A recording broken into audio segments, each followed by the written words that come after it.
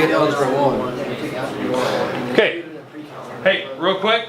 We're going to do a few notes today. We'll be done somewhat early today. Today was just kind of intro the new stuff. Okay, here we go. The section we're in.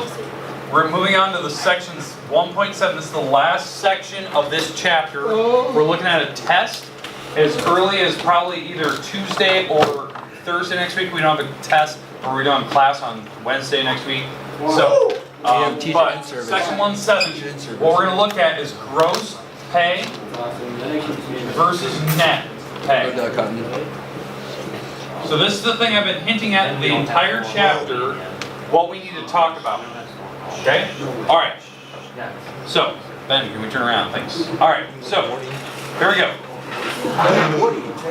Big thing. I want to talk about salary still. This is going to be a big part of it when you talk about your salary and how much you're making.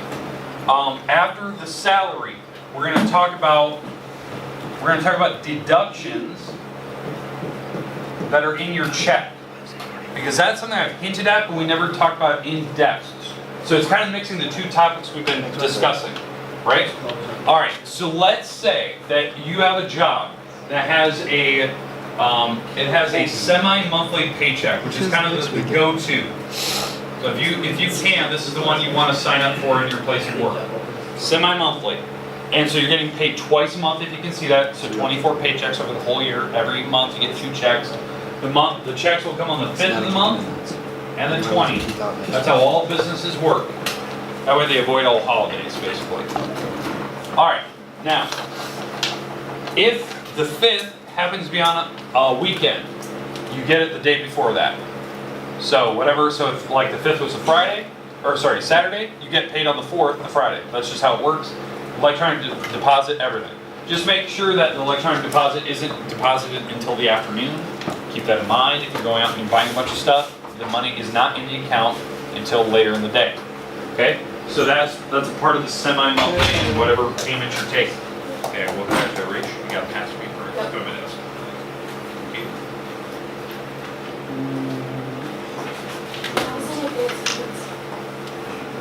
Really? Okay. All right. Now, let's talk about the deductions that are involved here. So let's say for some reason your paycheck is going to be about $1,200 a month, or per paycheck. So the 5th you're getting $1,200. Okay. So you're getting paid $1,200 on the 5th and the 20th of the month. The problem is you're not going to get all of that. You're going to get deductions taken out of that paycheck. So this is the pay stub you're going to be looking at. Okay, so it's going to have, your hours, if you're based on hourly rates, or it's going to have, your piece word functions off to the side, or whatever it is, maybe your tips or whatever the hours work. Over to the side, it'll say your actual pay rate. That's something you should check in case you get raises. It's kind of nice to thank your bosses for that every now and then. That can get you more. But other than pay rate, and all the numbers they're going to give you, they're going to have this item called gross pay. Gross pay is what you should have got. Yeah, and windows are open. Okay, you're good. All right. So gross pay is the paycheck you should have received without any deductions taken out. So that would be your $1,200. Because maybe you're based on, a certain amount of money per year. So the idea is that maybe you're making, what is that? $2,400 times 12. So you're making, over 24 grand, something like that. All right. For gross pay, the deductions that come off of that are the things you need to check on your paycheck. I can give you an example of mine, something that happened to me, that it was kind of a big deal, but it's something you need to check. So, deductions. These are the things you need to write down right now. This is something we're going to put into consideration. Deductions, yep. So one of them is Medicare. Medicare is one of the big ones. Number 2, federal tax. federal tax. Second one, which is by far probably the smaller number on the whole check, but it's still important, state tax. That really depends on your area that you live in, the state you live in. Taxes can be way higher in like bigger states like New York and California, Texas. The next one after that will be Social Security.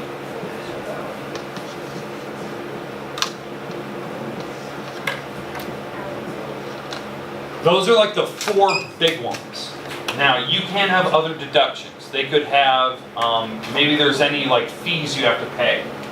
So this could be company-based. Maybe there's like a set fee that they take out per month. Like for Garner, there's a fee that's automatically taken out of my paycheck every month. It's about $18 or something. It's for the rec. We automatically get memberships to the rec.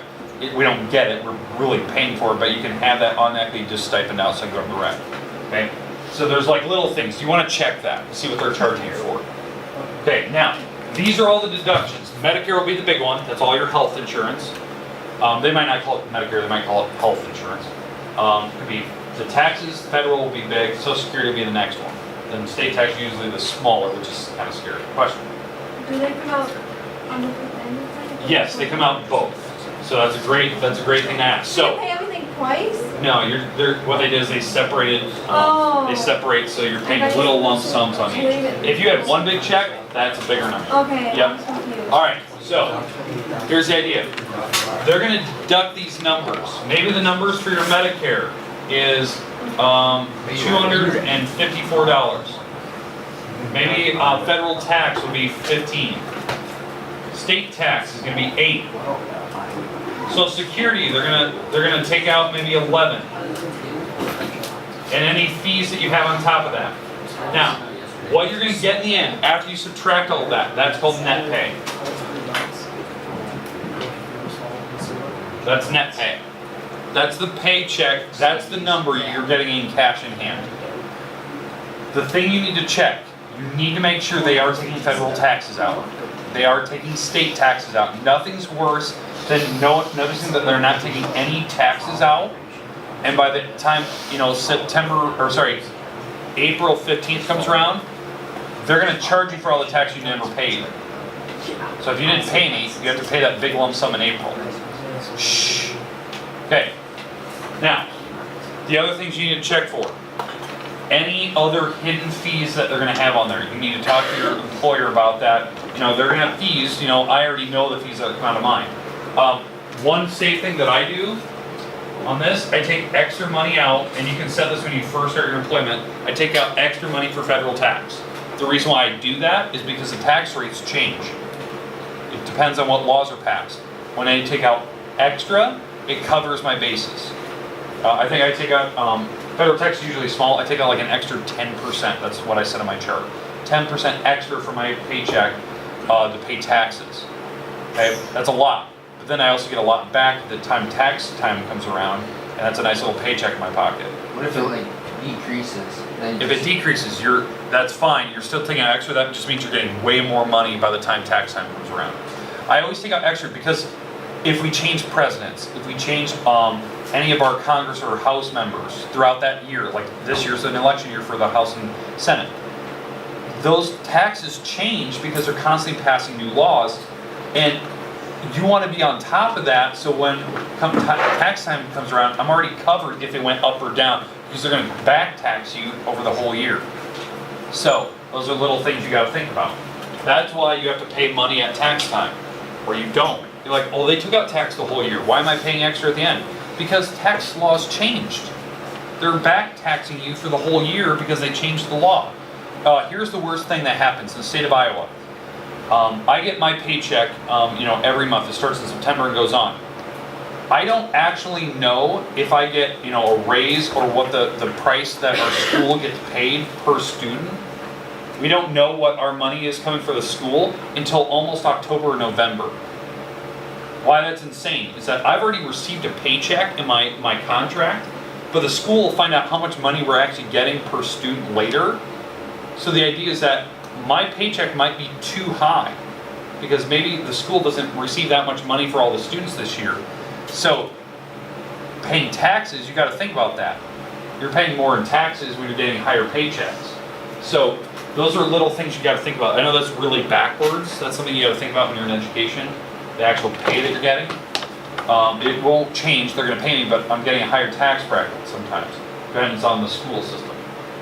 Depends on how many kids are in the school system. How does like holiday, or like not holiday, like vacation or sick, how does that all play? That's on top of this. So if, like, let's say for me, like if I were to take a vacation day, a personal day, that's fine. Personal day, I get 3 of them. If I take more than that, personal days, that money that they should have paid me that day is subtracted out of my next paycheck. So they take that money back. If I'm sick, they'll mark how many sick days are on my paycheck, and then that money that I was sick, because there's a pool of money that sits there, that money gets paid to the sub that's there.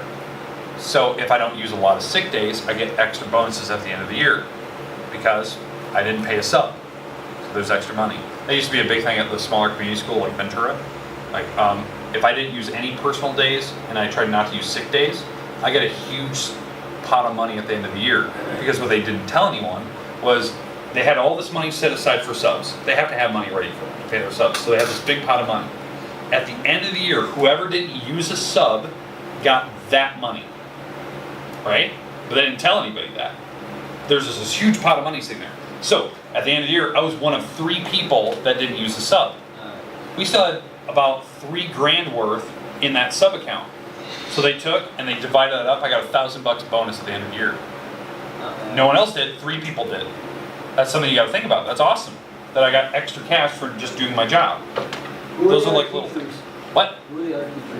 At the time, God, who were they at the time? I think it was Bensley and somebody else. It was junior high. It was like the middle school. Don't teach that over here. Chenoweth. It would have been Chenoweth. That was here. She would have been at the time. But that's a sweet little bonus, right? I didn't even expect that. But those are like little things. This is huge. You got to make sure they're taking this out. Social Security is a big thing for you guys. This is something you got to be worried about. I'm worried about right now. That they have this idea of Social Security, that they take out a little bit of money, and when you retire at 65, you can draw from Social Security, or if you get injured, you can draw from Social Security.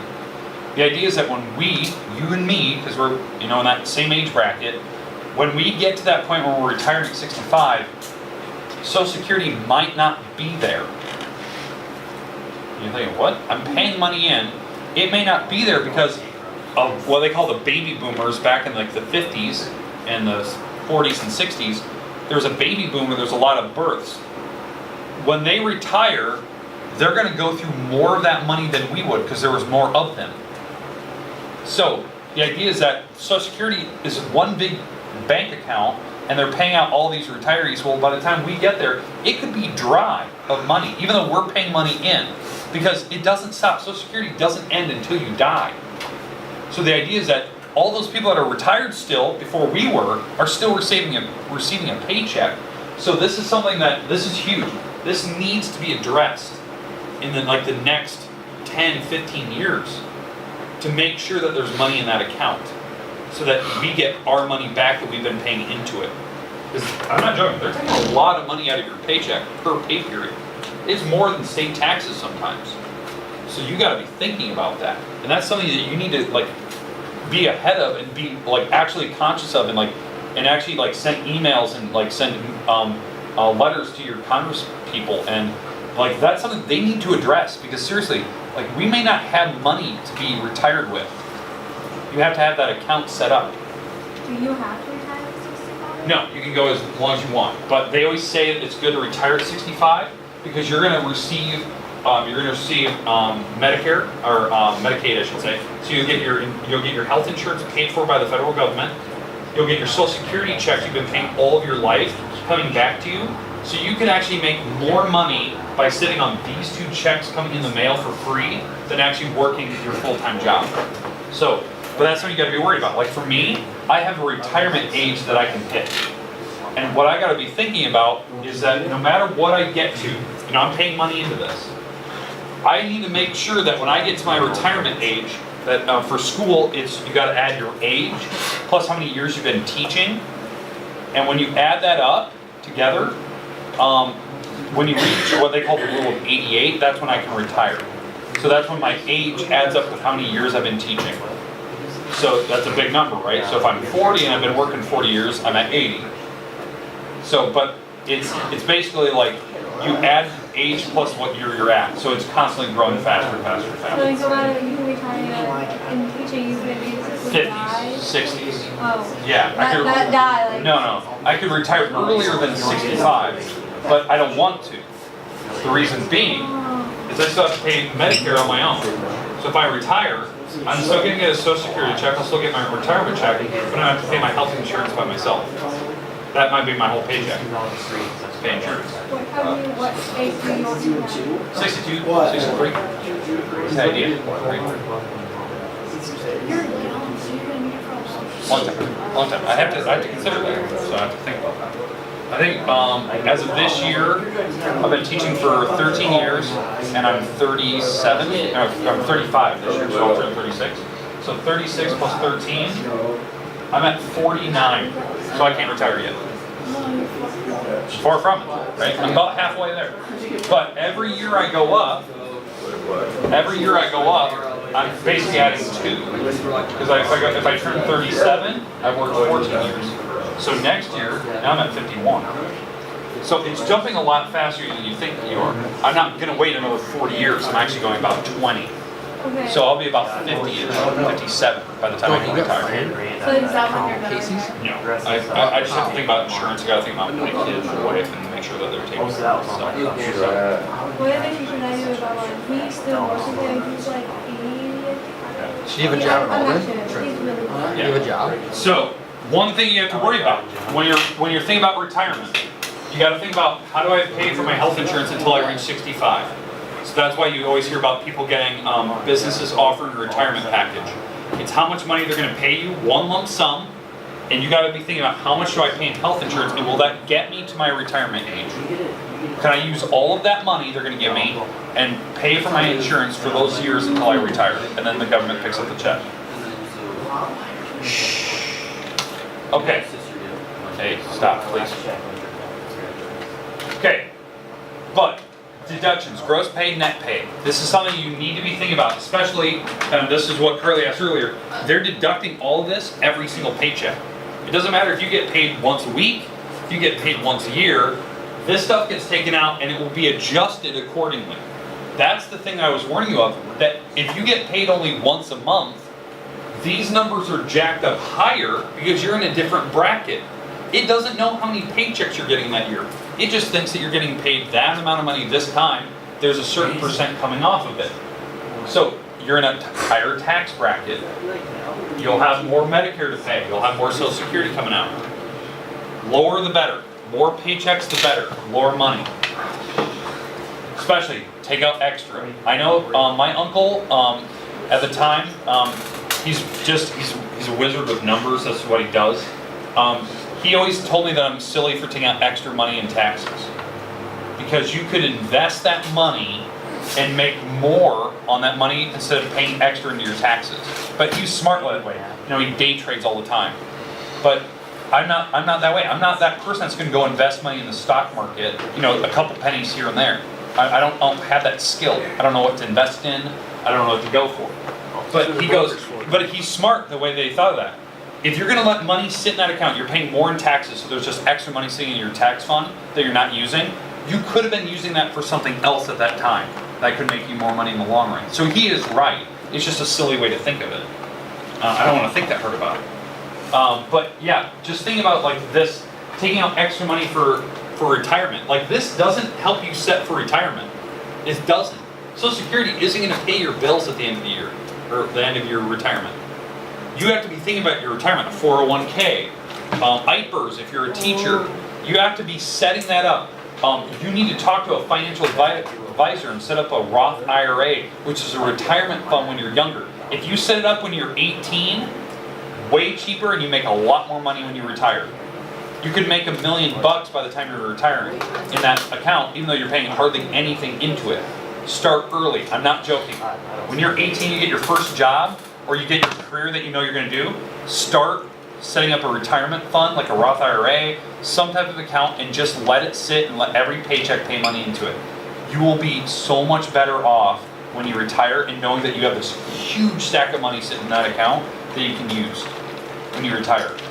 Because if you start later in life, like if I were to go try to set up a retirement fund now, I have to make up all the money that I didn't pay into it if I would have started at 18. That's a lot of money up front. Way more money, especially like life insurance and stuff. That's something else you gotta think about. Life insurance can come off of that instead of just Medicare. Life insurance and any other policies. But deductions, it's huge. Questions? We're done today. Nice to meet you. We're not gonna drink. Yes, ma'am. Happy birthday, Matt.